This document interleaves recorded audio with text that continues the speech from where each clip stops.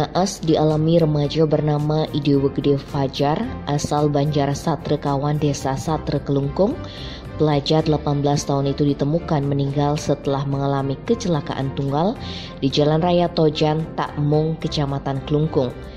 Insiden itu pertama kali diketahui oleh saksi Komang Talen Rabu 23 Februari sekitar pukul 6:30.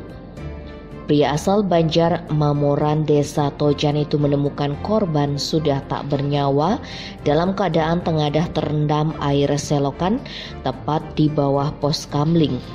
Temuan tersebut dilaporkan kepada pihak kepolisian dan warga sekitar. Setelah mendapat laporan, polisi kemudian turun untuk olah TKP. Kasihumas Polres Kelungkung Ibtu Agus Widiono dikonfirmasi mengatakan penyebab kematian korban diduga akibat kecelakaan tunggal pada dini hari ketika hujan deras, sehingga tidak ada masyarakat yang tahu apa yang dialami korban. Satu unit motor Jupiter Z bernomor polisi DK 3950BA juga ditemukan di dekat lokasi.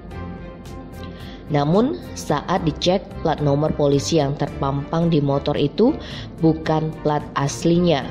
Nomor plat motor itu DK 4623PG atas nama Imade Arsane, asal Banjar Pakuwon, Kelurahan Cempage Bangli.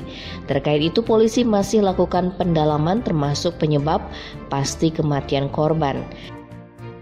Tim Bali Express melaporkan.